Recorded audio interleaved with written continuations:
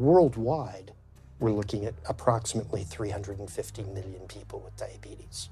There's no question that we're in the midst of a diabetes epidemic. Right now, 1 in 3 Medicare dollars is spent in the care of people with diabetes. 1 in 10 total healthcare dollars is spent on people with diabetes. There's no question that this is a major problem. What in particular is the correlation with the diet and diabetes? I'm not going to get into that. Into diet? No.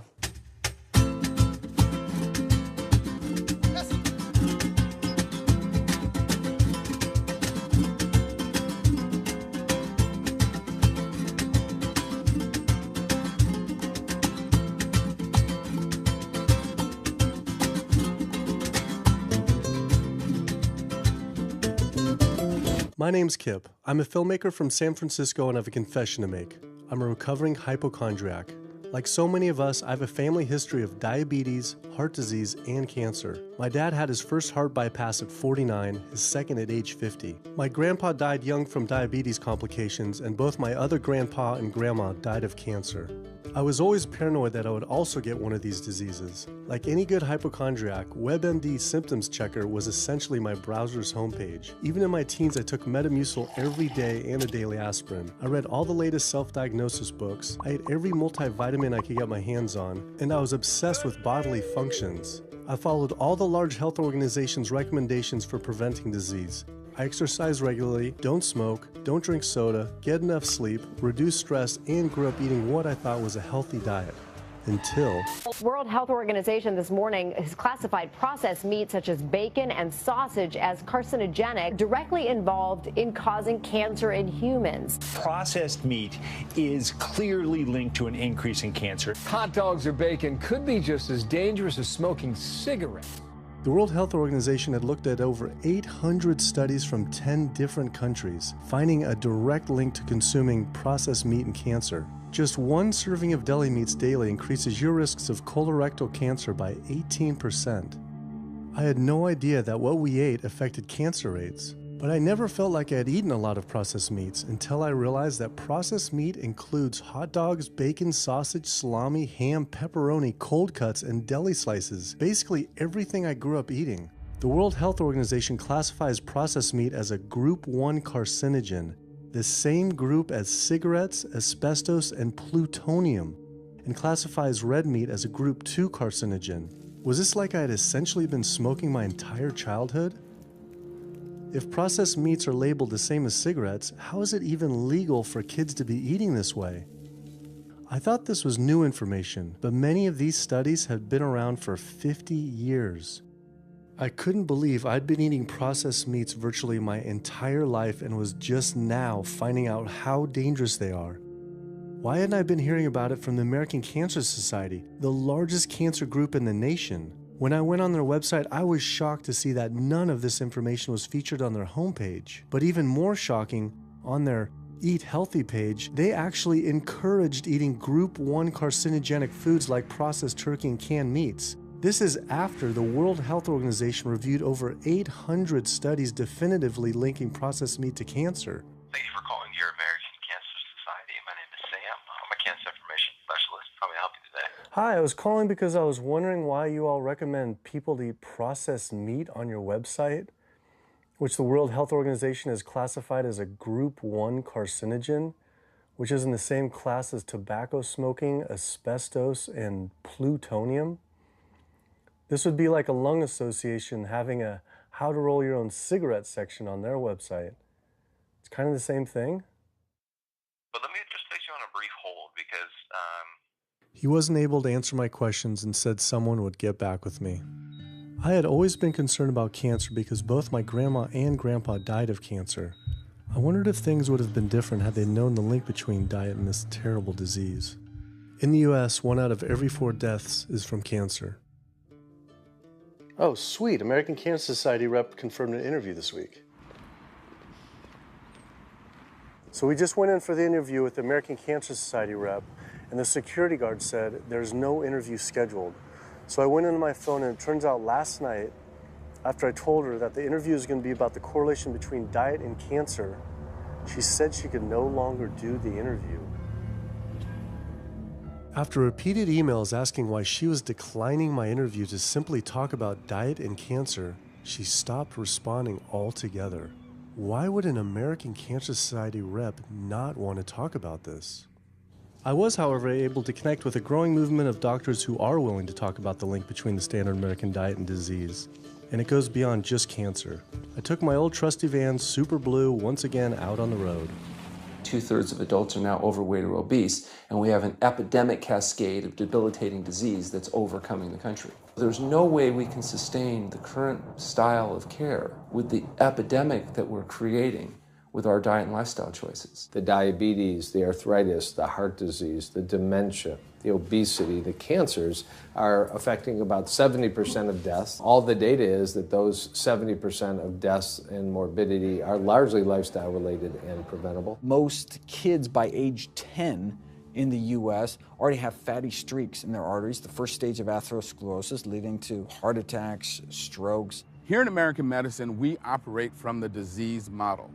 We are in the business of treating sick people. We are not in the business of trying to prevent people from becoming sick. When you look at chronic disease risk, all the things that we walk around worrying about, actually dietary choices trump smoking when it comes to those risks. If I could deliver one message to the researchers who are looking for the cause of diabetes and the cause of clogged arteries and the cause of high blood pressure and the cause of obesity, I would tell them the answer's in 3 words.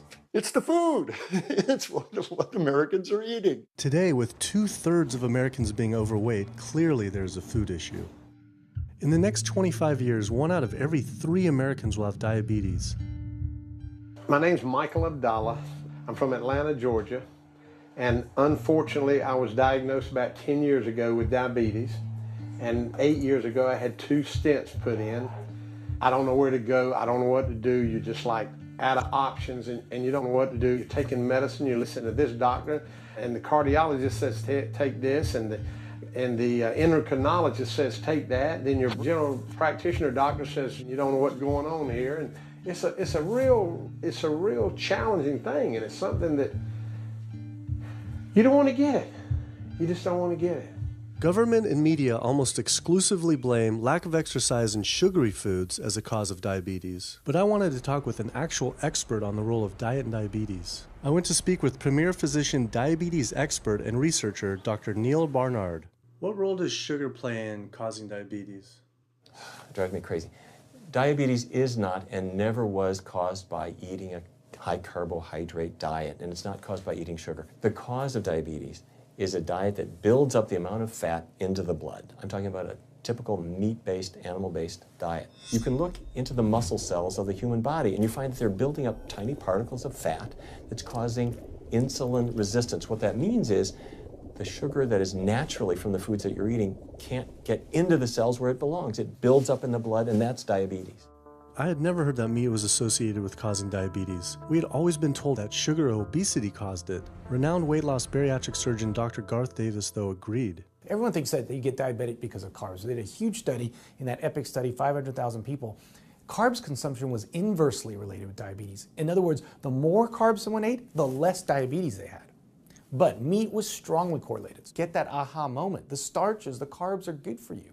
They're not bad for you. This idea that carbs make you fat is utterly ridiculous. Carbs cannot make you fat in and of themselves. We have storage in our muscles and in our liver for carbs called glycogen. So when we eat carbs, we either store it or we burn it. Now, eat fat, that goes straight to your fat. Your body can't turn those carbs into fat unless you're really overdoing the calories. Obesity, it's a death sentence. You're at much higher risk of getting cancer. You're almost certainly going to get diabetes. I mean, no one wants to fat shame, and we all want everybody to be comfortable with our bodies, but this movement to be comfortable with our bodies has made us comfortable with being sick, and that's a huge problem. I go into the hospital and I look around me, people on dialysis, all these sick people, and just about every disease in there is because of what people are eating. Here's the thing.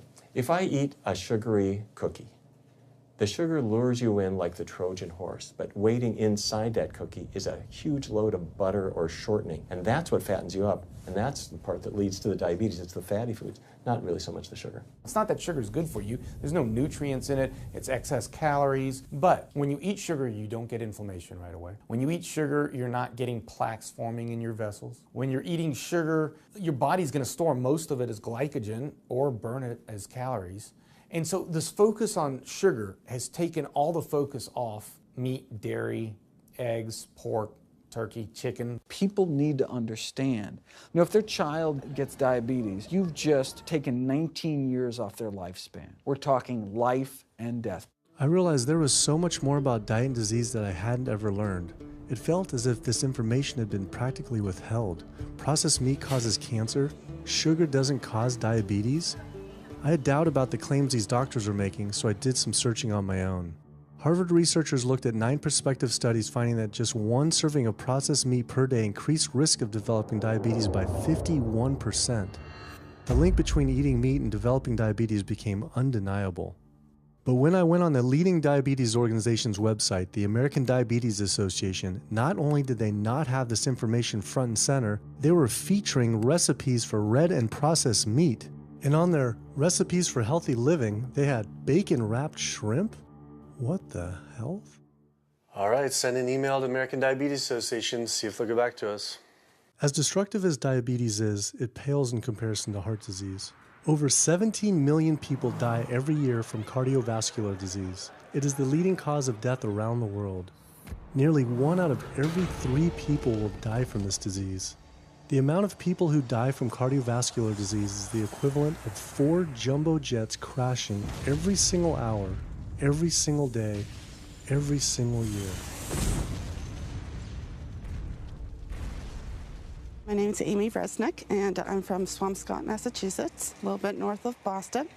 And I recently went to my doctor for asthma because I had a very hard time breathing. And while there, she did some blood work, and one of the tests was C-reactive protein, and on a scale there was a scale of 1 to 3, 1 being low for cardiac event, 3 being high for cardiac event, and my number was 10.82. What does that mean? That means I am on the road for a heart attack, and she said probably within the next 30 days. 30 days? 30 days, if I'm going the way I was going. I take this for my heart arrhythmia, take this for pain, oxycodone for pain, and lorazepam for stress, cyclobenzaprine for muscle relaxer, also take Topamax and Prozac, and I also use a CPAP machine to help me breathe. And my asthma has been so bad this past year, I use it during the day as well to get some air. I am tired when I wake up. I'm tired during the day. I take a nap. I'm still tired. I can't breathe. And I know I need to make a change for my health, or else I'm not going to be here for my family. When we speak of heart disease, I would say the role of alcohol is pretty small. The role of sugar is very small too. Smoking is big, but the good news is that most people have quit or never did smoke. The problem with animal-based diet, its contribution to heart disease is huge, and it is pervasive. All this expensive imaging, procedures, bypasses, medication, none of which has one solitary single thing to do with the causation of the illness. So you die of a completely benign foodborne illness that never had its causation treated. When we eat these kind of dead meat bacteria toxins, within minutes, you get this burst of inflammation within your system such that you basically paralyze your arteries. You get this stiffening of the arteries, their inability to relax normally in half. So it's not like decades down the road eating unhealthy, there'll be some damage. No, we're talking damage right then and there within minutes of it going into our mouth. Many people are given the diagnosis of Alzheimer's disease when it's not true Alzheimer's at all. The vast majority of people suffer dementia due to their tiny blood vessels in their brain clogging up up and their nerve cells being shortchanged of oxygenated blood. And guess where that blood vessel dementia comes from? Those little tiny arteries are clogging up from that steady stream of fat, cholesterol, etc. It's really quite clear from the standpoint of cancer and the standpoint of cardiovascular disease that animal protein plays an enormous role. Is chicken better? It's a question of whether you want to be shot or hung. The flesh food that I would eliminate from the American diet would be poultry, would be turkey and chicken. A brilliant advertising campaign has convinced people that, oh, it's white meat, it's healthier. The leading source of sodium in the American diet for adult is chicken. It can be labeled all natural chicken, but be injected with this salt water, I think up to 800 milligrams of sodium. Heterocyclic amines are clear-cut carcinogens, and they can form in any kind of meat as it's heated, as it's cooked.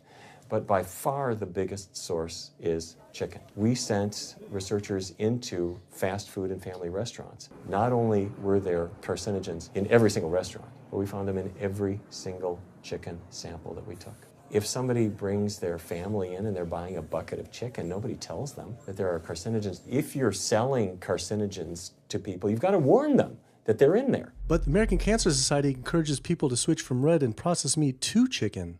Why would the American Cancer Society tell people to switch from eating one carcinogenic food to another when a Harvard University study showed that men with prostate cancer who eat large amounts of chicken increase their risk of the disease progressing 4 times? The number one dietary source in America of cholesterol is chicken because of the volume of chicken. You know, chicken's become grilled chicken and organic chicken. It's machismo, but it has nearly as much cholesterol per gram as red beef. So just on sheer volume, it's the number one source. Yeah, eggs being close behind.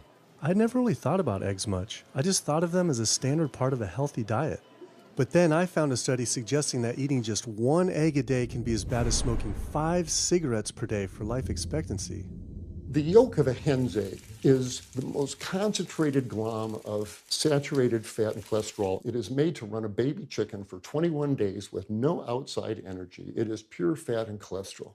And when we put that into our bloodstream, it coats our red blood cells. Our blood gets thicker and more viscous. It changes our hormone levels. It raises our cholesterol levels. There's nothing healthy about eating the yolk of the egg.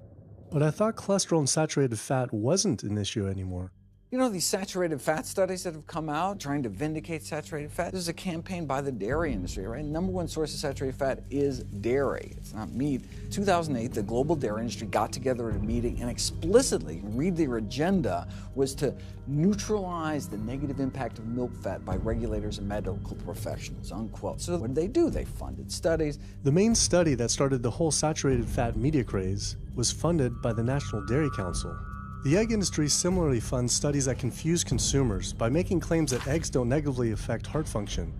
That is, only when compared to eating a McDonald's sausage McMuffin? So what they're really saying is that eating eggs is just as bad as eating a McMuffin.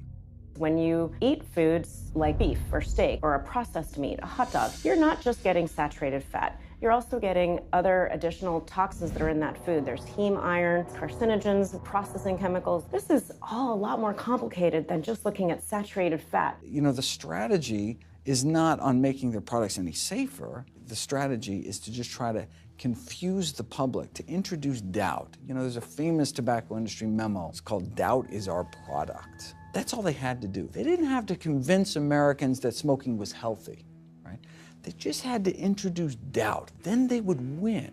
If there's just enough controversy, people kind of throw up their hands. I don't know what to eat. Confusion is their game. I really don't think people thought what they ate led to heart disease. They think, oh, it's genetic, my parents had it. And I don't think people really think that what they ate led to diabetes. I think, oh, my parents had it, I was gonna get it. And certainly cancer, they don't think that way. People have bad lifestyles that they've inherited environmentally. They've been exposed to a certain way of eating and living that they've carried on into their adulthood, passed on to their children. That is why they go on to develop the same diseases that their parents and grandparents may have had before them. But it is not inevitable. Even if you have a genetic predisposition, doesn't mean it's going to necessarily manifest. And what determines whether it manifests or not, maybe those epigenetic variables, the things that you can control, the environmental factors, the dietary factors, the lifestyle factors. So we can actually change the expression of genes, tumor-suppressing genes, tumor-activating genes, by what we eat, what we put into our body. So, you know, even if you've been dealt a bad genetic deck, you can still reshuffle it with diet. I had always thought that I would develop heart disease at a young age because both my dad and grandpa had heart attacks. I was taught that they were genetic, but their heart attacks probably had less to do with genes and more to do with their diets high in meat. That's why when I went on the American Heart Association's Heart Healthy Recipes page, I could not believe they had an entire section on beef recipes. This was just like the American Cancer Society encouraging eating Group 1 carcinogens on their site. Meatloaf, pork loin, steak on your recipe list? Are you kidding me? It's like this menu is trying to give people heart attacks. At your website, we noticed heart healthy recipes, and we were kind of bewildered by why there's a bunch of recipes on a whole section on beef recipes, and there's also a section on egg recipes when there's such a strong link between beef, red meat, and heart disease. I honestly don't know because I don't do that, I guess. That's not what I do. Another organization rep that wasn't able to answer my questions, but he said that he'd have someone get in touch shortly. I was, however, able to talk to the president of the American College of Cardiology, Dr. Kim Williams. So the American College of Cardiology is a 47,000 member and growing organization with a dedicated mission to reduce heart disease and to improve patients' lives. And if you look at the incidence of hypertension and diabetes and mortality in men, they actually get reduced as you go higher and higher in terms of how much you restrict animal products. What about fish? So fish is a little different. You've got the 4 worries, which is PCBs, mercury, saturated fat, and cholesterol. And the cholesterol is all over the place. You can hit tuna in water, that'll be almost less than a glass of milk, to salmon or tilapia, which is higher than a pork chop. If you look objectively at fish, what you find is they've become essentially mercury sponges. And that's why in many parts of the country they warn you, don't have more than so many of these fish a week because it's getting too much mercury can kill you. Fish are eaten by bigger fish who are eaten by bigger fish, and these pesticides and herbicides bioaccumulate in the fish flesh. And these big fish, including the salmon, which people think is the healthiest fish, truth is the amount of pesticides and herbicides in the flesh of these fish are shocking, and they have estrogenic and cancer-promoting properties in them. They'll say, well, but don't sardines have less concentration of toxic waste product than other ones?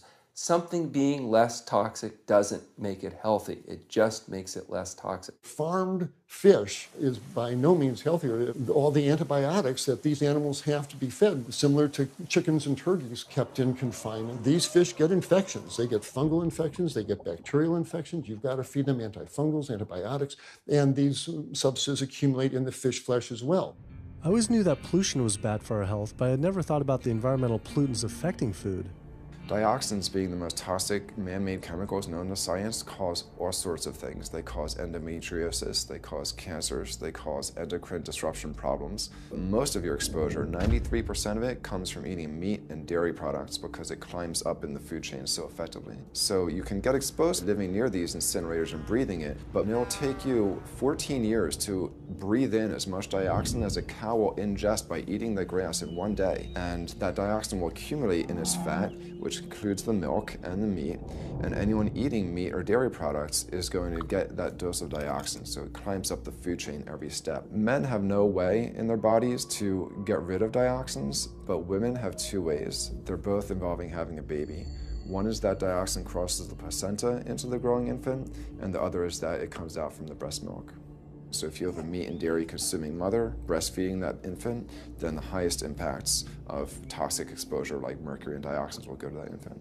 Pregnant women are told, oh, certain types of fish should be avoided. But what about all these other animal products which are introducing, imagine as the fetus is developing, introducing these very harmful toxins which create reproductive abnormalities, developmental problems, and hormonal issues right as the child is developing, the most critical stage of development. It does make you worry when people say, don't you want to have a little bit of milk because you're pregnant? Don't you want to have some fish because you're pregnant? Who do you think is going to get the chemicals that are in that? All these environmental toxins and toxins from the feed that they're being fed accumulate in their tissues and are released into the mother and unfortunately to the child when you eat these products when you're pregnant. So this includes antibiotics, hormones, steroids in animal feed. Commercial animals are largely fed GMO corn and soy, which are very laden in pesticides. PCBs have been banned since the 70s, but they persist in the environment. Dioxins, all of these compounds can create hormonal, reproductive, developmental damage as well. Eating organic beef, poultry, pork, or fish will not help you avoid contaminants like mercury, like dioxins, like strontium-90, because they fall out over all sorts of farm fields and water bodies, and they don't skip over the organic fields. And so really the contaminants are coming in regardless of how these animals are raised. I had always been concerned about the possible health impacts of GMOs, but then found out that most of the world's GMO crops are actually consumed by livestock, with dairy cows consuming the most per animal. This fact, with everything I'd learned about bioaccumulation, made dairy terrifying, especially considering how much cheese I ate in my life. Cheese is an amazing product when you think about it. It's probably one of the single best foods at compromising health that you're going to actually feed to people. Think about it. You've got an animal product, so you've got all the issues of biological concentration. You have a highly processed food product, and not only does it have naturally a lot of saturated fat, but you put a lot of salt into it. There's a strong link between dairy foods and autoimmune diseases, and so that can show itself up as excessive production of mucus and exacerbation of asthma in kids who are prone to that, and even adults. And also there's an association between dairy foods and multiple sclerosis and type 1 diabetes, which is an autoimmune disease, and other rheumatologic problems. Cow's milk is baby calf growth fluid. That's what the stuff is. There's absolutely no child or human on earth who actually needs the milk of a cow any more than they need the milk of a giraffe or a mouse. Most people in the world are lactose intolerant. I mean, that's the normal state of affairs. Why would your body create this enzyme to digest lactose after weaning, after infancy? It doesn't make any sense. 73% of African Americans are lactose intolerant, 95% of Asians, roughly 70% of Native Americans, and about 53% of Hispanic Americans are lactose intolerant. Our government is encouraging Americans of color to eat foods that it knows is going to make them ill. Ultimately, what that boils down to is the government is telling me as an African American to eat food that's going to make me ill for no health benefit so that it will benefit dairy farmers. That's a form of institutionalized racism. Yeah, milk is a risky food for human consumption. As a pediatrician, I see on a daily basis children suffering from conditions that are linked or associated to dairy consumption, such as eczema, acne, constipation, acid reflux, iron deficiency, anemia. Cow's milk protein is the most allergenic food. People say, well, no, I want hormone-free, not injected with bovine growth hormone. But milk is this hormonal fluid, so it's just packed with sex hormones and natural sex steroid hormones like estrogen, progesterone. In fact, doesn't matter if it's conventional milk, doesn't matter if it's organic milk. Milk without hormones, that's an oxymoron. Organic dairy has just as much saturated fat and cholesterol and galactose and all the things that you don't want as conventional dairy. Dairy products in general have a lot of other products associated with it, not the least of which is pus. I mean, they actually have laws limiting how much pus you can actually have in a milk and still sell it. I believe it's like 750,000 pus cells per cc. Because, I mean, you wouldn't want too much pus and it would be like pure pus. People might object. In fact, you could think of cheese as kind of coagulated cow pus, if you would. But I was always told that we need milk for strong bones. I'm Jane Chapman, and not too long ago, finally got some x-rays of the hips and back. Severe bilateral osteoarthritis of the hips. And actually, I'm scheduled for 2 hip replacements. That's bone on bone. It's the grinding of the joints. My stability is scary. I hold on to the walls if I'm at home. I've been told to use a walker. I'm only 61. This is not how you're supposed to live when you're this old. I have a really hard time believing that that's all that's left. Researchers have studied bone development in kids and whether they get stress fractures and that kind of thing. And the kids who drink the most milk have 0 protection. Milk does not build strong bones. Harvard researchers have looked at a large group of older women. Over an 18-year period, the milk drinkers had 0 protection from fractures. So this old notion that somehow milk is going to build strong bones or protect your bones later in life, it's a myth. People that drink milk have higher rates of hip fractures, have more cancer, and live shorter lives. It turns out that countries with the highest dairy consumption also have the highest rates of osteoporosis, so clearly drinking more milk doesn't protect your bones. Doing more research, I found that dairy was linked to many different types of cancer as well. Just like many of us, I thought that the majority of cancer was due to genes, but only 5 to 10% of cancer is actually genetic. Any cancer is caused by a DNA mutation, but that's not enough. So that can cause that first cancer cell, but one cancer cell never killed anyone. 2 cancer cells never killed anyone. But 1 billion cancer cells, now we're running into problems. So we need to reduce the growth factors in our body, like IGF-1. Insulin-like growth factor 1 is this cancer-promoting growth hormone involved in every stage of cancer cell growth and spread and metastases.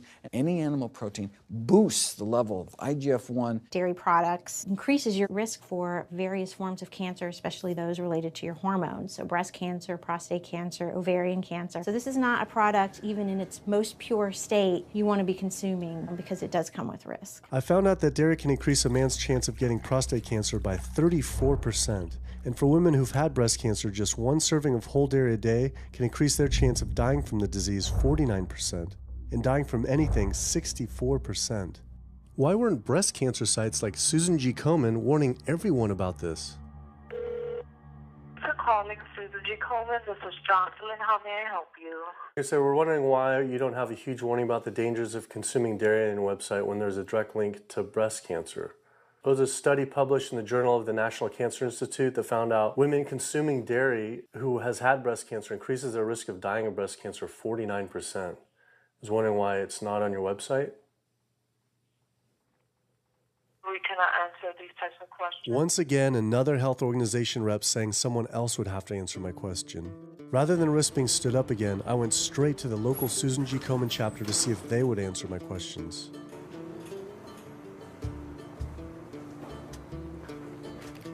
They didn't want to answer my questions in person either, and told us to stop filming, but promised they would connect me to the national office directly. Susan G. Komen's Pink Ribbon campaign had done a lot to raise awareness for breast cancer, although it was confusing to see pink ribbons on dairy yogurt containers. Breast cancer can be prevented with a healthy diet and lifestyle, but we're not. We're talking about pink ribbons and putting all the money into research for the cure. I, for one, know that I would want my daughter, my mother, me, I want to focus on not getting to that point, and that's where I would like to see more energy and effort put. I had been a hardcore cheeseaholic virtually my entire life, despite the risks, but like so many others, I seem to have been addicted to it. It turns out that the casein protein, that's the main protein in dairy products, and particularly in cheese, it breaks apart in the human digestion to create what are called casomorphins, casein-derived morphine-like compounds that go to the brain, and they attach to the very same receptor that heroin attaches to. Don't get me wrong, they're not as strong as that, but they are strong enough to make you come back again and again and again, despite the fact that you're gaining weight, you're more unhealthy than you've ever been, but that cheese just calls out to people. Casomorphin may play a role in SIDS, and sudden infant death syndrome, may play a role in autism. This is one of the reasons why we don't want infants drinking milk from cows. Human breast milk has 2.7 grams of casein per liter, compared to 26 grams per liter for cow's milk. That's practically 10 times more. No wonder it's so addictive. This talk about addiction made me think about all the drugs animals are fed. I went to the headquarters of the Center for Food and Safety, the nation's leading FDA government watchdog group, to see how concerned we need to be about drugs in our food. So that we know of, there are at least 450 different drugs that are administered to animals, either alone or in combination.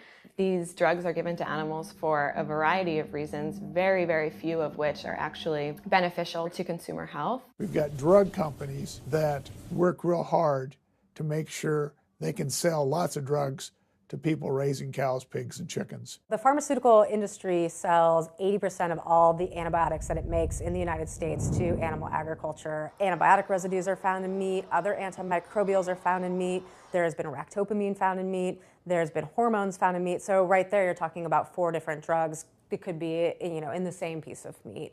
The pharmaceutical company is supposed to show the safety of animal drugs. They're not really testing to see what the impacts of these drugs are on humans. They're really looking to see what the impacts of these drugs are on animals. When we try to get information on some of the health studies and the environmental studies, from federal agencies, we get back page after page of blacked out information because the company claimed confidential business information. Consumers have no idea what is in the products that they consume. So how sick something makes me and how bad it pollutes the environment is a secret for a company. In the animal agriculture industry, as in the tobacco industry, these companies really have a vested interest in making sure that the public doesn't have information about their effects and what risks are really posed to consuming them. You have this system where animals are living in their own waste. They're living next to animals that are sick or even dead, and they're stuck in cages with these animals. The bacteria tends to spread, so that the pathogens that are being created in these filthy conditions are breeding resistance to antibiotics, and the public are becoming exposed to those. We already have people dying from salmonella and other things that you eat. We're having about 3,000 people die every year in the United States. That's more than the number of people that were killed in 9/11 in the Twin Towers in New York. If we had some terrorist organization killing 3,000 people a year, we would be all over it. The antibiotic-resistant bacteria deaths that we have, on top of that, you get 20,000 people dying a year. That's 7 9/11s every year. Can you imagine if that many people were being killed by some terrorist group in the United States every year? We would find them. You know, the World Health Organization has said we're nearing a post-antibiotic era in medicine. You'll be at risk in minor surgeries to have a fatal infection. You'll be at risk going to the dentist if you have a tooth extracted. Or it'll be like Civil War medicine. You get an infection in your leg and you cut your leg off. So you have this very dangerous situation. By crowding these animals in, they become a perfect engine for generating a new flu virus that can come out into the community.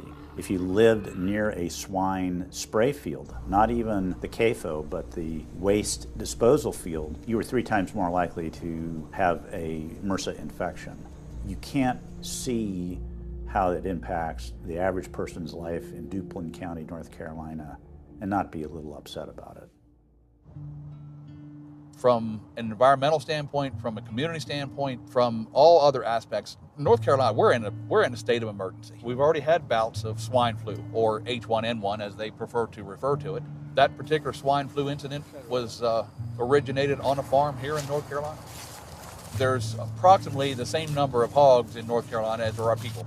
Between 8 to 10 times the amount of feces is produced by a hog, an adult hog, as compared to an adult human. 10 million pigs in North Carolina produce the waste equal to 100 million humans.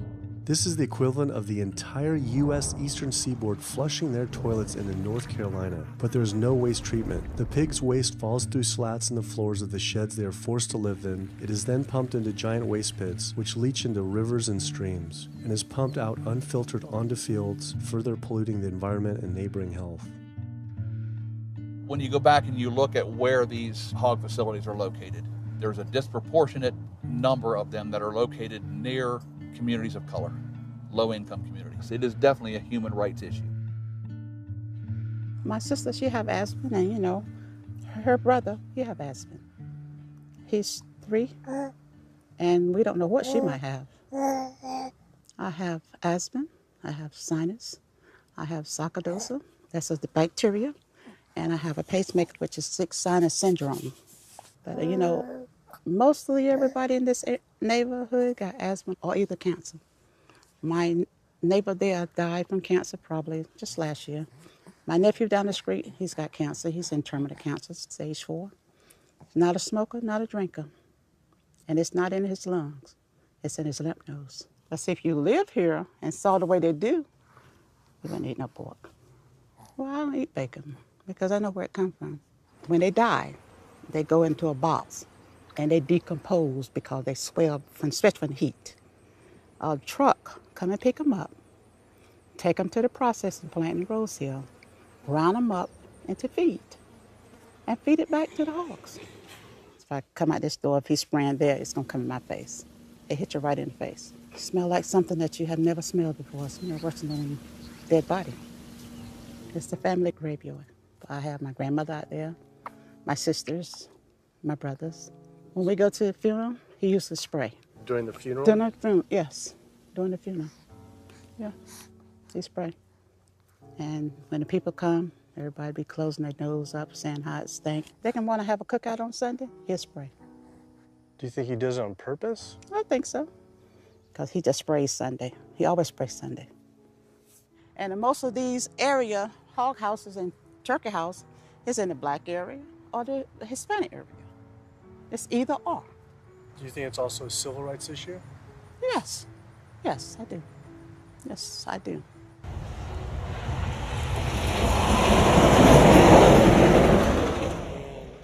There have been times in the past that I have gotten ready on the Sunday, gotten ready to go to church and come out, and the smell was so strong that I had to go back and regroup because it got in my clothes and I just couldn't go to church smelling like hogs, you know. I just couldn't do it. So I don't think the government cares. They care more about cooperation than do people, individuals. And they're going to keep on. They're going to put more chickens in this state. This is the feast season. You're in capital of the world right here in North Carolina. My state. Look, there's a blue line stream right here come into my property almost, and the Contentney Creek right here. I've seen that blue line stream now filled with feces and urine from that hog pen, and they can say, well, we feed the world. They're not interested in feeding the world. They're interested in making money. You take the money away from them, they'll let the folks starve. Because if you want to feed the world, you can feed the world with more corn, using corn and wheat and stuff like that, and you can meat. Meat is a luxury item. When we're doing things that hurt other people, we're wrong. But a lot of good people will sit there and eat bacon knowing that it's causing someone else to be very unhappy. I woke up the next morning to find the Burden River had experienced another massive fish kill from the pollution running off hog farms. Tens of thousands of fish were washing up on shore. All this talk about health, I realized that I was only focused on personal health. But health started to mean so much more to me. It was about health of my family and our communities. I couldn't under good conscience support an industry that I knew was harming others. Pollution from animal agriculture isn't just an issue in North Carolina, though. Raising animals for food produces more greenhouse gases than the entire transportation sector. It is a leading cause of rainforest destruction, species extinction, ocean dead zones, and freshwater consumption.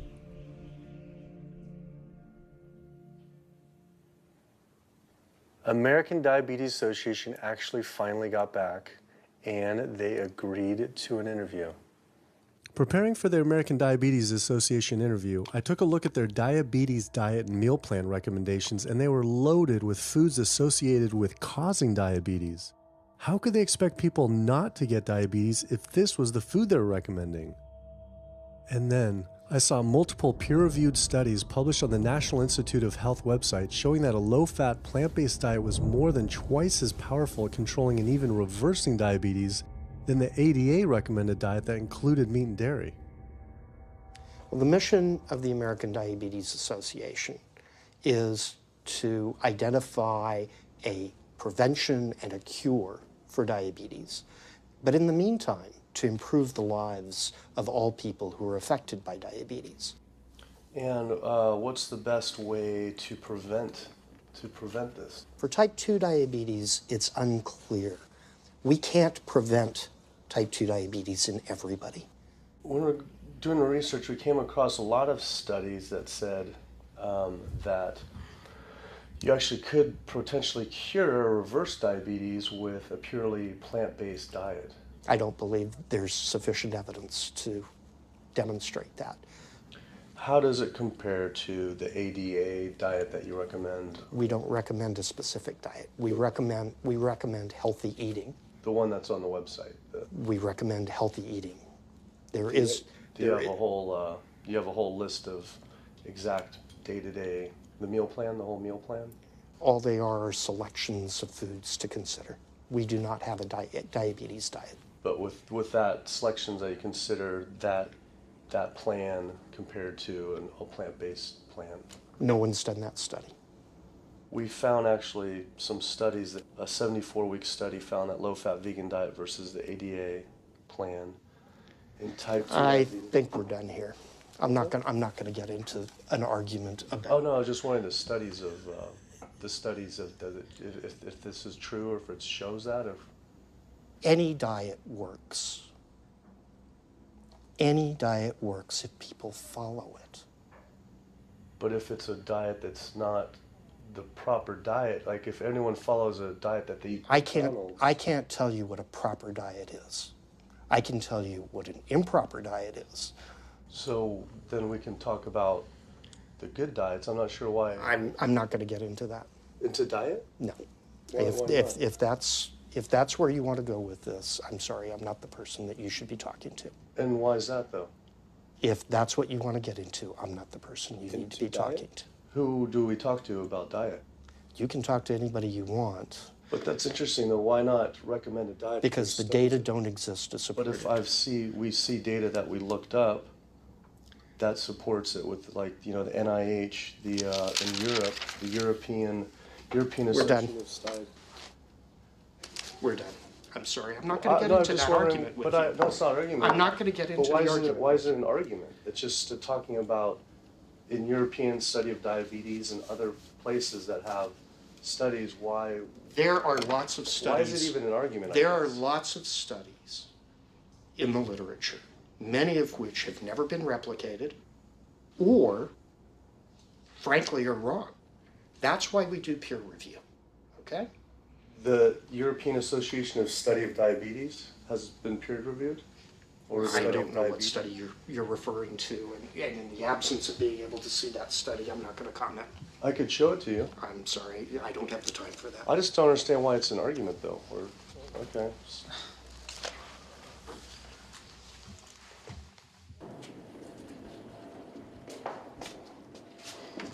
That was interesting. What he wanted to talk about was people living longer with diabetes. But once you mention eliminating diabetes or prevention, oh, whoa, now you cross the line. Prevention and cure, whoa, let's not go there. Not only did Dr. Ratner, the chief medical officer of the American Diabetes Association, not want to talk about diet, but the fact that he had such an emotional reaction to my question made it feel I was digging into something that he didn't want uncovered. I had always thought there was no prevention for type 1 diabetes, but then I did research and came across countless studies referencing the link between exposure to dairy at a young age and type 1 diabetes. I mean, this is a food made for baby cows. Cow milk protein gets into the bloodstream, and the body says, hey, this isn't supposed to be in the bloodstream. It makes antibodies to the cow milk protein, which then attack the pancreas and destroy the pancreas. How is this possible that ADA wouldn't have this forefront on their website? Why wouldn't they be warning all parents about this, even if there were only a slight chance? Why were they recommending people to actually eat these foods linked to diabetes?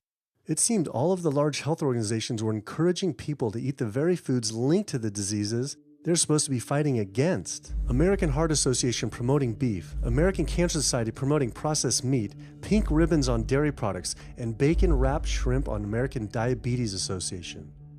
And then it all came together. What if?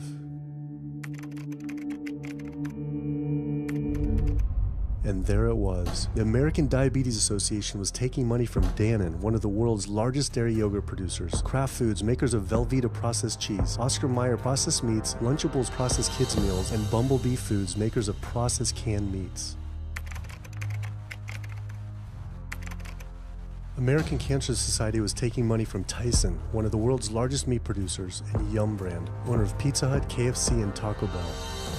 Susan G. Komen was supposed to be fighting breast cancer, was corporate partnering with KFC, Dietz Watson Processed Meats, and Yoplait Yogurt.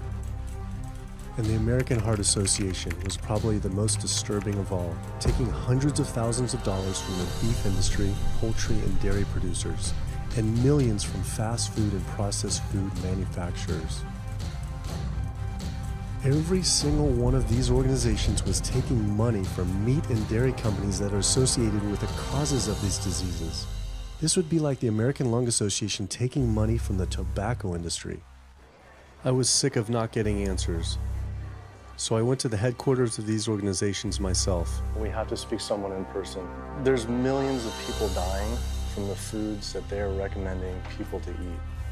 I wanted to find out why Susan G. Komen had accepted $35 million from Yoplait when their products can increase a woman's chance of dying from breast cancer 49%. And ask American Cancer Society if taking money from KFC and Tyson was the reason they promote eating meat. but every one of these organizations declined to be interviewed.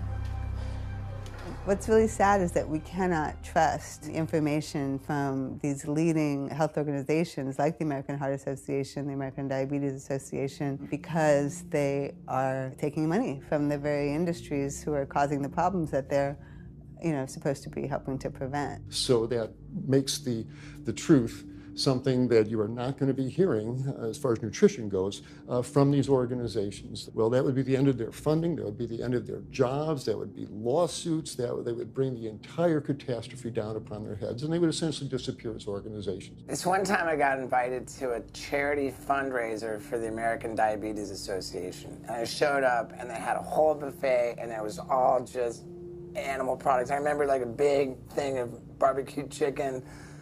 And I was like, I stormed out. I said, like, serving chicken at a diabetes event is like serving alcohol at an AA meeting. It just doesn't make sense. We had scheduled to film an interview with a prominent surgeon, but before we could get inside the building, the hospital's media relations manager stopped us. Actually, I understand that Dr. said that you could film here today, but unfortunately that's not going to be able to happen. I know that he advocates for patients changing their diets, but the hospital makes money off these surgeries, and the reality is he does too. So we can't do anything that's going to negatively impact the hospital, so unfortunately you're not going to be able to film here today. I was sickened by how open she was about the hospital being more interested in profits than people's health. But it wasn't just this hospital or these organizations. Even the U.S. government is involved too. Every 5 years, the U.S. Department of Agriculture creates dietary guidelines for Americans. The committee who writes these guidelines has been made up of individuals who have received money from McDonald's, the National Dairy Council, the American Meat Institute, the National Dairy Board, the National Livestock and Meat Board, the American Egg Board, Dannon, candy and sugar companies, Coca-Cola, and Anheuser, just to name a few, which means we are getting our dietary recommendations from the very industries that are killing us. And when the USDA, makes a pyramid or a power plate every 5 years for the American public, they're going to guarantee that on that plate are going to be foods which, when consumed, will result in millions of Americans perishing. The USDA, which is supposed to be protecting us, has two missions. It's supposed to protect us, and it's supposed to protect the producer. And guess what? When those two come head to head, they usually choose the producer. In internal documents uncovered by Dr. Greger, the USDA admitted that eggs cannot legally be called nutritious, low-fat, part of a balanced diet, low-calorie, healthful, healthy, can't say it's good for you, or even safe. Yet they still promote these products to the American people through federal checkoff programs. If you ask somebody if they've heard the checkoff program, the odds are they haven't, although daily they are seeing the messaging that these programs produce. So checkoff programs are responsible for the messages that we see on TV, on the internet, on bus billboards and magazines that say things like, milk, it does a body good, or milk life, beef, it's what's for dinner, pork, be inspired, the incredible edible egg. The dairy checkoff program gave $12 million to Domino's to just market cheese-heavy products. And this is the USDA, this is the government. If you've seen those ads for the Pizza Hut pizza, the stuffed crust, or a pound of cheese, those are all government advertising schemes for the industry. How can we put more cheese on beef? How can we put more milk in a coffee? Things like that to just drive consumption of these just unbelievably unhealthful products. So McDonald's, for instance, has 6 people staffed full-time, according to records we found, whose salaries are paid for by this government program, but funded by the producers who are regulated by it. And these 6 people sit there at McDonald's headquarters and just come up with ideas. Triple cheese decker McCheese muffin stuffed bacon cheese slider? With extra cheese? Nice. Yes. You don't think of it on a day-to-day basis that these are government programs. The Wendy's bacon double cheeseburger, government program. The steak fajita at Dunkin' Donuts, government program. You would just never think that this just pure garbage from a food standpoint is coming from a federally funded program. That's one of the things that makes checkoffs so incredibly creepy, is that it is our government telling us, eat more beef, drink more milk, eat more cheese, eat more pork. One of the very effective ways that the dairy industry promotes its products is to reach children. because kids are impressionable, they're going to be consumers for their entire lives, and you might as well get them while they're young. So dairy spends at least $50 million promoting its products in public schools throughout the country with posters with people with milk mustaches and messages like milk it does a body good or milk life. Targeting young people, right? The tobacco industry had to keep replacing their customers who are dying with new customers. The meat industry knows they have to target young people. That's why we have these foods in schools and marketing messages at a younger and younger age for kids to get hooked on all the wrong kinds of foods. So there's all kinds of parallels. School districts where processed meats are all over the place. Maybe it's going to be bacon on the menu, sausage, hot dogs, or pepperoni pizza. Any of those things are processed meats, and those are pretty much the worst of the worst with a direct link to colon cancer. And yet you have every day in the schools meal items with processed meats. If the Surgeon General puts warning labels on tobacco because of their cancer risk, why aren't the same warning labels on meat? Based on the publicly available data, we know they spend at least $557 million promoting their goods through checkoff programs. We know that they spend at least $138 million lobbying Congress. We expect that they spend a good deal more than that in figures that simply aren't publicly disclosed. The industry's lobbying power is so strong that they can create laws and push through legislation that doesn't benefit Americans in any way, such as ag-gag laws that criminalize whistleblowing or photographing abuses by this industry. Activists in the U.S. can be charged as terrorists for disrupting the profits of any business that uses animals under the Animal Enterprise Terrorism Act, to the even more ridiculous ones like cheeseburger laws. A cheeseburger law is a law that says a plaintiff cannot recover against a manufacturer, distributor, or retailer on the theory that the food made the plaintiff obese or caused an obesity-related disease. Cheeseburger laws are a direct response to a problem that the tobacco industry has had. Big Tobacco has paid $400 billion to state Medicaid programs. Cheeseburger laws proponents say, we don't want to see the same kind of thing happen to the meat and dairy industries. The fact that these laws are based on a model template called the Common Sense Consumption Act is actually ironic, because what they're saying is you, the consumer, should have the common sense to know that our food is bad for you.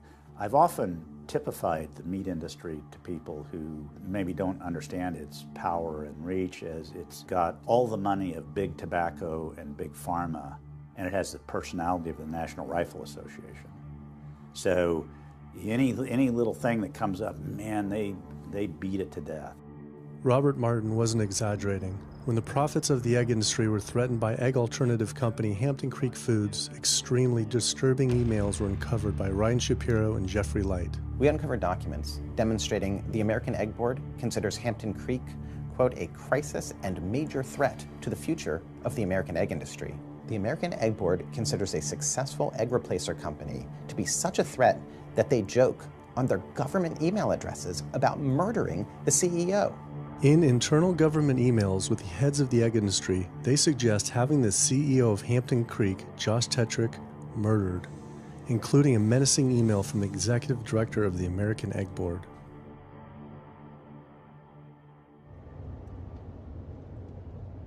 The meat producers don't have to pay for the heart disease or the environmental destruction or any of the other externalities, as economists call them, that their products cause. You know, then there's the whole pharmaceutical aspect of it, and the fact that there's a very strong pharmaceutical industry and lobby that has a huge stake in preserving the status quo. And these chronic diseases, these are the cash cows of the pharmaceutical industry. You have a $5 billion stent industry. Do they ever want to see that go away? We've got a $35 billion statin drug industry. Do they ever want to see that go away? I'm talking about the pharmaceutical industry effectively controls what doctors are told. Most research isn't put into prevention, it's put into the medication that we might use for that particular disease.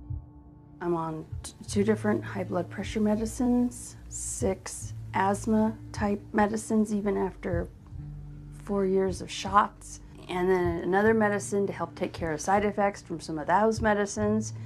I'm on high-level antidepressants, a couple of different pain meds for my back and hips. I'm taking about 16 drugs, not counting the insulin in the morning. I take insulin in the morning, insulin at night, 32 to 34 units of insulin. Lantus to be exact. Some of these meds are for diabetes. This is for peeing. I have to use this for my prostate, and then I have to use this for the heart, and I have to use this for blood pressure. And it's just on and on and on and on. The doctors are telling me this is what I've got to do for my whole life, and it's frustrating, and it's very stressful, and I don't know how long my liver's going to last taking all this stuff. Under conventional medical treatment, whether it be for autoimmune disease or even conditions like high blood pressure or diabetes, you're told that you have to take drugs, and not just for a week or a month or a year. You're told you have to take drugs forever. You're guaranteed that if you follow your doctor's advice, you'll be sick forever. You'll never get well. That's the guarantee.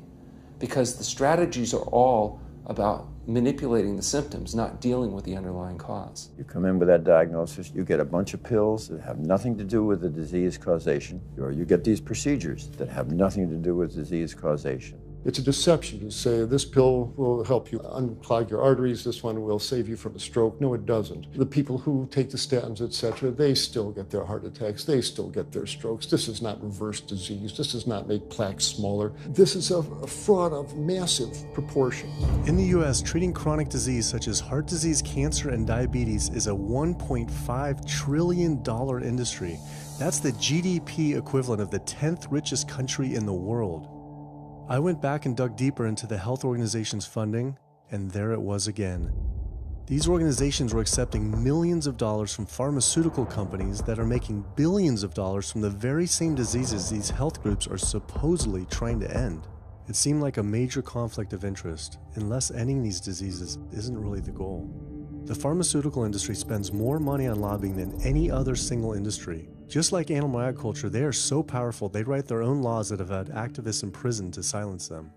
Government's in bed with anyone that gives them the most money, which is the pharmaceutical industry, which is the animal ag industries. Like, they are pumping the government full of money and resources, and in return the government's giving them what they want: subsidies, imprisoning activists that go against them. And I think it's quite telling that these industries are working so hard and spending so much money to criminalize people for simply taking a picture, for simply recording what's going on inside of these facilities and making it known to the public. They're behind walls, they're underground, they're in these secret facilities that no one knows about. But if they did, they would be shocked and outraged. And I think people would not want to think that their pharmaceuticals, that their food are coming from these places. And that's why I think the ag laws are what they are, is because they are trying to silence people into not speaking out and not showing the truth.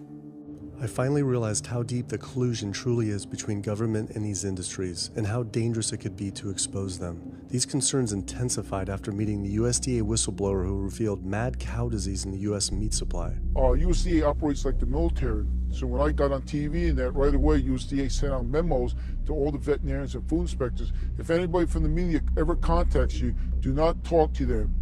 Refer them to Washington, D.C., and we will talk to them. So right away, shut up everybody. American public should be very concerned about this, what's going on with USDA. Here in the United States, we have at least 4 cases of mad cow disease, but I'm almost positive there's more cases than that, but the government isn't looking for it. So what you're saying is that there could be already mad cow disease in humans. Right, and I think a lot of it was misdiagnosed. With the Alzheimer's or dementia, it takes several years, you see the progression, but to make it easier, these doctors just sign off on it as dementia or Alzheimer's without actually taking a biopsy of the brain to see if it's that, or is it actually a prion disease like Creutzfeldt-Jakob disease or mad cow disease. Do you think it's safe to eat meat? I personally don't think it's safe to eat it because of the fact how the line speeds are increasing, and also our inspectors are not well trained enough. At the present time, the line speed now is going about 220 cows an hour.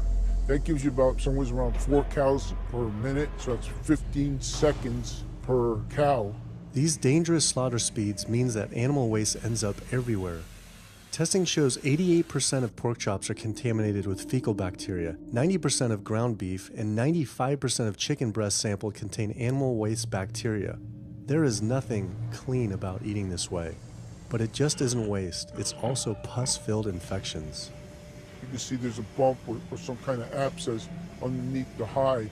Most of the time when the hide's pulled off, Either that will open up the abscess and the pus will come out, or if it's deep-seated, when inspectors are doing their work or the company employees, they might stick their knife into an abscess and it explodes all over the place.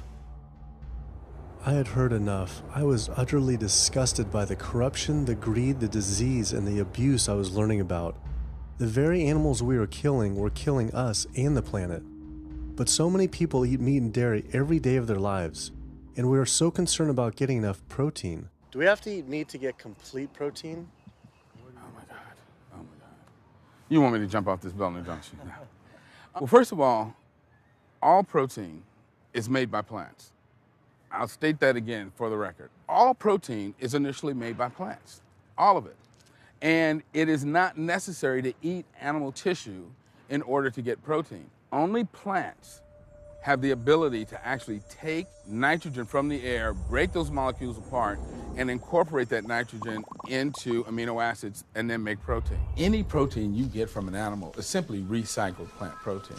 If you ate a diet that was calorically adequate, and even things like brown rice and broccoli, and you got enough of it, you'd get enough both quantity and quality of protein. 2,000 calories of brown rice and broccoli is going to be about 80 grams of protein a day, including the essential amino acids that you need in order to maintain optimum health. I mean, grains are loaded with protein. Beans are loaded with protein. Vegetables are loaded with protein. You really want to get your protein from plants because plant proteins have a much more beneficial effect on our physiology. The funny thing about protein is most Americans get about twice the amount they need. Most Americans get less than half the amount of fiber they need. But the conversation tends to always be about protein. So in my mind, it's just this magical marketing campaign that protein has taken on over the decades. The question is not where do you get your protein, it's where do you get your fiber?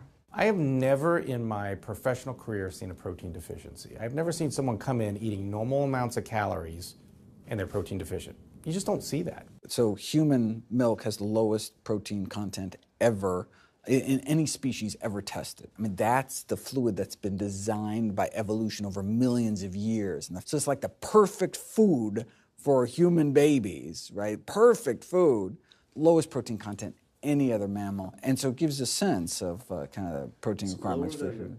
Anything. So look, then rat milk, ape milk, donkey milk, any milk has ever been tested. And you hear this a lot in bodybuilders. They're like, well, I need, chicken, or I need fish to be, to be strong, to build muscle tissue. That is utter nonsense. The largest, strongest terrestrial animals on the planet are all herbivores. The biggest, strongest animals are all herbivores. When we bring in people and they're on meaty diets and we transition them to a plant-based diet, we always track what they're eating. Their vitamin intake goes up. Their nutrition overall goes up, dramatically better. And these same people might worry in advance, will I get the nutrition that I need on a plant-based diet? The fact is, you're not getting the nutrition you need on a meat-based diet, and you're going to get dramatically better nutrition on a plant-based diet. For an average-sized guy like myself, I need about 56 grams of protein a day. That's optimum. Probably I really need 30 to 40 grams a day. Diets that are really high in these protein create diabetes, create heart disease, create cancer, create the diseases that I'm treating on a daily basis. But this is the opposite of what all the high-protein diet fads say. The food you eat determines the bacteria that live in your gut. While you eat animal flesh every day, you are summoning up bacteria that eat carnitine. And those bacteria will turn that carnitine into a molecule called trimethylamine. Your liver then turns that into trimethylamine oxide. That's a molecule from hell. That molecule drives cholesterol into the artery walls. And the people who are consuming this flesh-based diet are contributing to plaque building up. They may lose weight on this diet, and that's good. But what's happening inside your arteries, paleo friends? What's happening is that plaque is building up, and these are the folks who drop dead at the gym at 39. Boy, he was lean and he looked really good. But where is that cholesterol going? It's going into your artery walls. So I believe these paleo folks are setting themselves up for an epidemic of clogged arteries, colon cancers, autoimmune diseases. This is not a healthy diet. We are not carnivorous apes. Humans' closest living relatives are chimps, who get 97% of their calories from plants and the remaining 3% mostly from insects. Comparing the anatomy of true omnivores like bears, who eat both meat and plants, to frugivores like primates, who eat almost exclusively plants, the differences are pretty clear. Frugivore teeth have flat molars for chewing plants, where omnivore teeth are serrated for stabbing and tearing flesh. Frugivore jaws can move forward and back and side to side. Omnivore jaws cannot. Omnivores have much stronger stomach acid for digesting meat compared to less acidic stomach acid of frugivores. The intestines of frugivores is 9 times their body length compared to 3 times for omnivores. This is because meat will putrefy in the gut unless it is moved through quickly. If humans were indeed true omnivores, we would need to change our physiology and appearance quite a lot. But we fit every requirement of a frugivore. We may behave like omnivores, but anatomically, we're frugivores. Human beings, unlike bears and raccoons, and to some extent dogs, don't have that mixed anatomy and physiology that you see in the true omnivores, and thus we are not true omnivores. In humans, the canines have become really small and rounded and actually function like accessory incisors.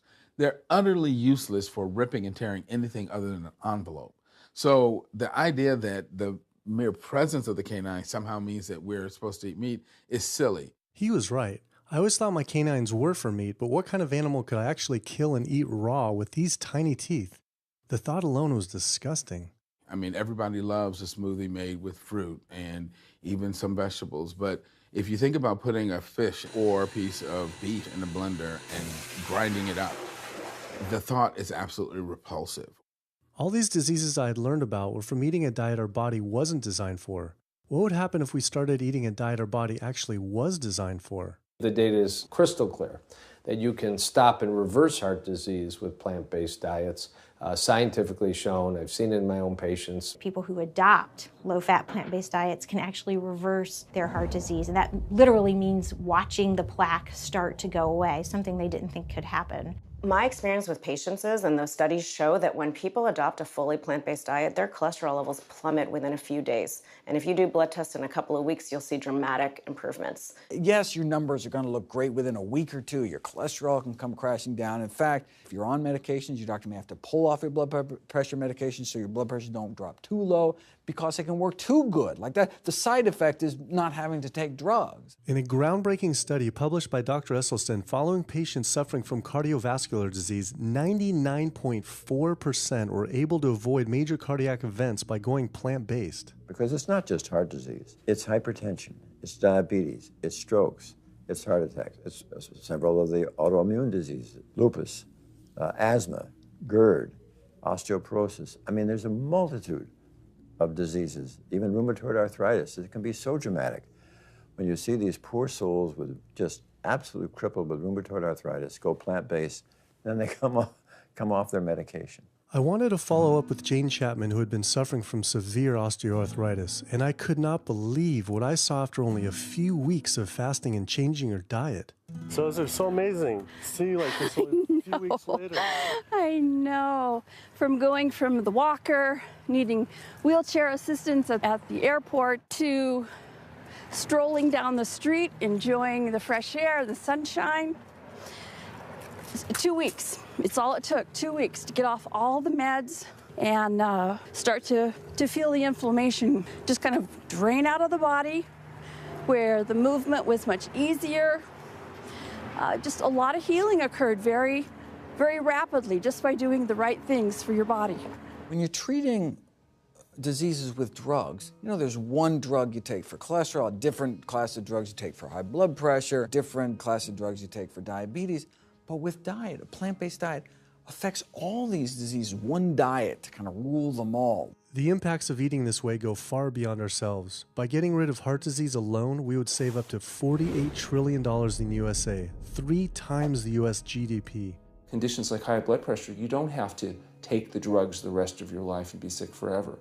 What you can do is live in such a way that it gives the body a chance to heal itself. We took 174 consecutive patients with high blood pressure, and 174 people were able to lower their blood pressure enough to eliminate the need for medication. For inflammatory bowel disease like Crohn's, the best remission rates ever achieved through a plant-based diet. MS, multiple sclerosis, the best results ever achieved compared to any medical, surgical, any kind of intervention was a plant-based diet. You can see that with every sequential reduction in animal products, people live longer, they have less heart disease, they have less cancer, they have less diabetes. You can actually take human cancer cells, you put them in a petri dish, and you can drip the blood of those eating vegan, get about 72% suppression in human prostate cancer cell growth in vitro. They wanted to try this again with women and breast cancer. So they said, let's see what a plant-based diet can do. After just 2 weeks, their bodies cleaned up. You drop their blood on the same carpet of cancer cells. You can clear off the whole plate. This is after just 2 weeks eating healthy, which raises the question,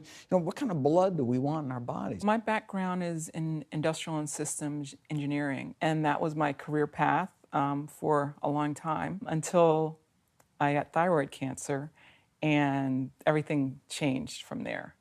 I decided that I wanted to try alternative methods and treatments rather than have surgery and have my thyroid removed, which meant I'd be on medication forever, and I didn't want that. I just started reading how a plant-based diet can heal the body, and it has worked for so many people. So I immediately just switched to a completely whole food plant-based diet. After a year, the cancer was completely gone, and my thyroid had shrunk to normal size, and I was completely free of that.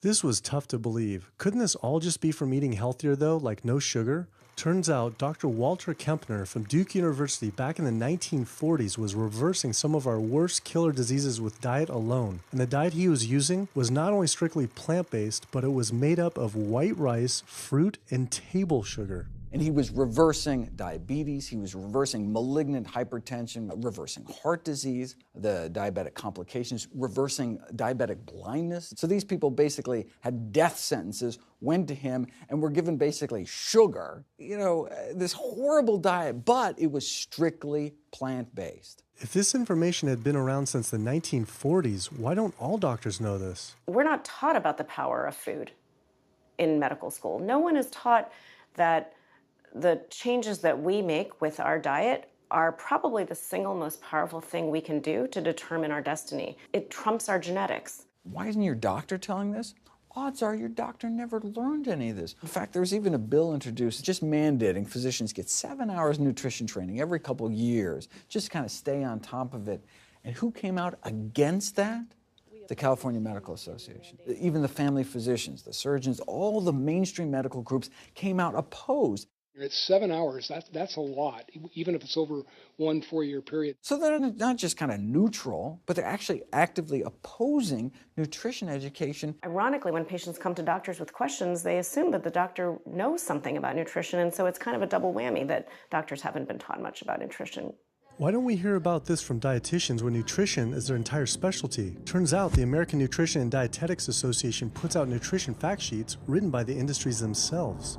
The industries pay $20,000 per fact sheet and explicitly take part in writing them.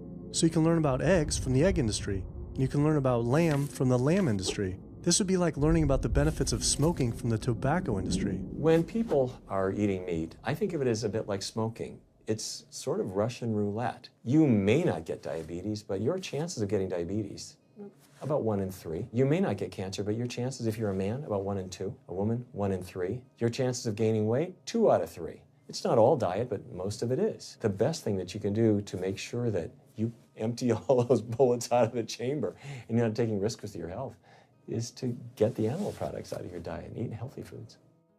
I came to True North to help me with my asthma and to lose a little weight, and it's amazing. Just in 2 weeks of changing my diet, don't have to take any asthma medication, no antidepressants, no pain medication, no heart medication, nothing, no medications at all. And it's just incredible. I was taking Oxy and Advil, and I was taking 800 milligrams of Motrin 3 times a day just to get through the day because I was in so much pain. And now, nothing. Wow. Nothing at all. 2 weeks. 2 weeks, So 14 days. All that medication, you're completely off. Completely off everything. It's just been so frustrating to me because I went to so many different doctors for help, and I tried so many different medications to help me with my asthma, and nothing helped, and I was stuck on the couch for the last 10 months, unable to breathe. And now in 2 weeks' time, 14 days, I'm off my medication, and I can breathe, and I feel good, and I can walk. My life has changed, and it only took 2 weeks of a whole plant-based diet. That's incredible. Yeah. That is incredible. It really is. That's amazing. It really is. I feel so blessed and so good and just so happy to be doing this, and I'm hoping that I can be a role model for other people and not be pushy about it, because everyone's going to do it in their own time. But thank God my time is now. So. Thanks. Thanks. As powerful as Amy's story was, I knew for some, eating 100% plant-based would still seem extreme. I think there's this sense that everything's okay in moderation, right? But we haven't seen that moderation works. There really isn't a study that shows that by eating meat and eggs in moderation, you can actually turn your heart disease around and get better. But I know people who've given up meat and they felt sick. Yeah, it's unlikely that anybody's symptoms are caused by a dead, decaying flesh deficiency. The lack of highly processed animal food products in the diet is not going to be associated with the causal factor about why they're sick. There is going to be a reason why they're not feeling well, but that's not going to be one of them. So I've had people go vegan and they come back to me and they're like, I'm hypothyroid and my doctor says I'm hypothyroid because plant-based diet makes you hypothyroid. I'm like, so what does your doctor tell all his meat eaters that are hypothyroid? Boy, what's an animal flesh or dairy that you can't get in plant-based? Cholesterol, heterocyclic amines, E. coli. You know, if you think about it, there is nothing in an animal-based diet that you can't get in healthier form somewhere else. The only other vitamin is vitamin B12. It's not made by plants, not made by animals either, made by little microbes that blanket the earth. So because the way we live in our sanitized world, unless you're eating bacteria-contaminated foods, we need to get a source of B12 from somewhere. And so the healthiest, cheapest, safest source is to get a vitamin B12 fortified food or vitamin B12 supplement, not to get it from meat and dairy. What about people who say they have to eat meat for their blood type or their genes? I mean, it's like I need meat because I'm a Capricorn, or I need meat because I have an A+ blood. I mean, it's like, what do you say? No one has to eat meat. I mean, there's no vitamin, mineral, nutrient that you can't get from non-animal sources. Valentine's Day, I decided to go vegan and give up all meat, which was never in my thoughts in a million years, but I've heard so much success from people that are vegan. And so I gave up all animal products whatsoever. I've lost 29 pounds. I've been able to cut my meds in half. I've been able to cut my insulin in half. And now I'm going for the moon. I'm going to cut it all out. In the last 6 weeks, we've just had 3 grandchildren. And my ugly face is going to be around to see them graduate from high school and college. I'm going to be here. My mission is to let everybody know you do not have to suffer from diabetes and cancer and heart disease because someone in your family had it or because the doctors are telling you this is what's going to happen. You can take charge of your health and have a positive outcome just like I did. The reason I'm so committed to this is, my grandmother had diabetes and I didn't know what I know now about healing the body. And if I did, I feel like she could have lived at least a few years longer. And so it's in her honor that I do what I do. Because I could save someone else's grandmother, aunt, uncle, father from that, So I'm excited about getting the message out there. There's a common belief that eating plant-based is expensive. Not at all. It can be done in a very inexpensive way where you buy foods that are in season and you shop in the bulk bins, and that saves a lot of money. You can eliminate a lot of your expenses on your grocery bill by not buying meat and dairy because those things are expensive. Our meal plan for a family of 4 is $25 per person in the family. 2064 is your total. 2064, whoa. That's for an entire week of food. Really? An exploding movement of elite athletes are utilizing vegan diets to heal injuries, speed recovery times, and enhance their performance. Before I was vegan, I was only bench pressing 315 like 5 times. And then after going vegan, I was doing 400, 425, 465. And I was like, oh my God, this is amazing. I'm vegan and I'm bench pressing 465 pounds. This is ridiculous. And as soon as I went vegan, tendonitis started disappearing. My strength in my right arm started coming back. High blood pressure was going down. You can't be strong and be dying on the inside. That's not strong. That's weak. That's really weak because yeah, you look big and strong on the outside. Yeah, big man. No, but your heart's crying for help on the inside. You're dying. I'm a professional parkour athlete, a two-time world freerunning champion, and more recently I got into Ninja Warrior, where I'm captain of Team Europe as we won USA versus the world. For something like Ninja Warrior and parkour specifically, you really need to have a good strength to body weight ratio. So I was carrying mass that I really didn't need. And when I went vegan, I lost 15, 20 pounds. I was more agile, I was more efficient, more stamina in my body. Just that extra bit of pop that I didn't have before, it just gave me that extra strength. So this is a very vibrant way to live. It can enhance you as an athlete. For me, 100% better athlete than I was before. It unlocked a whole new chapter of my training. The science is there, the health is there, the athletes are there proving that you don't need to eat dead animals to be strong, to be healthy. I started working out when I was 47 years old. All the muscles you see, I gained as vegan. I gained 15 pounds of muscles on my body, eating all plant-based vegan foods. All the aches and pains in my body, it just went away. Because I'm not ingesting so many inflaming foods, the acidic foods that animal products are. Gorillas, rhinos, and elephants, they all get their muscles and strength from eating plants. That's what I do. I travel all around the world for my surfing, and I've always been able to eat vegan. I feel like if you want something, you can make it happen. I just don't make any excuses. I would never not be vegan now that I know all the benefits and now that I know how it feels to be vegan. Every aspect of my life has been improved by adopting this lifestyle. I feel better, I perform better athletically, I sleep better, my energy with my kids is better, my focus at work is better, everything is better. My skin cleared up, kept myself trim for 9 years now doing this. All I can tell you is that I felt and I continue to feel better than I ever felt before. My friend Jason Lester and I were the first people to do this challenge called F.ck, which entailed doing 5 Ironmans on 5 Hawaiian islands in under a week. An Ironman is a 2.4-mile swim followed by a 112-mile bike and then running a marathon, 26.2 miles after that. So we did 5 of those in a row on 5 different islands in a little under a week. Yeah. You almost die?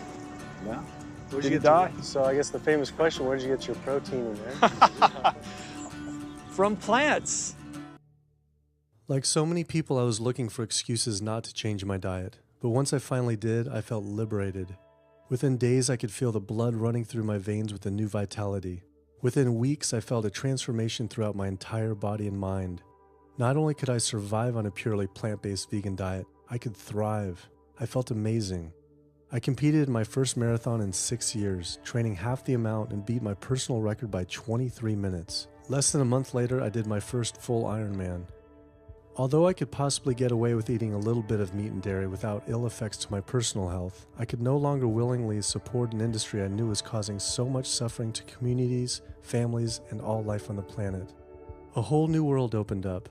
I felt whole again, connected to a greater sense of what true health is, and where true health doesn't end with me, but begins with us. If people adopted a plant-based diet, the changes we would see in our individual health, in our national health situation, and in this physical environmental world we live in would be so profound. I mean, today, you can say, I'm not going to eat that stuff anymore. It's one thing that I can do myself personally to make a difference. It will give you a greater sense of well-being and happiness when you know that, one, you're not destroying your health every time you sit down to eat, you're not promoting cruelty, and you're not damaging the earth. I don't want my gains to be at the detriment of the planet of other things. And yet, I'm not weaker, I'm stronger. That's the beauty of it. When you're altruistic, when you make choices for the greater good of others, it comes around, benefits me as well. It benefits us all. Studies show that we can not only survive, but we can thrive. I just feel this is a great way to live, not harming other beings when we can be healthy and happier. I love it. It's a great life. I never thought that I could feel this good at this age, and I just want everybody to feel this way. I feel like a 20-year-old. I'm almost 50. Nothing tastes as good as healthy feels, basically. And so the choices that we make every single day, day in and day out, around our food, has the capacity to bring us true health and optimal wellness, not just individually, but collectively, as a species and for our planet. We're not going to live forever, but while we are alive, we can live well. And for me as a doctor, that's what I want to see. Where there's a will, there is a way. And I believe that.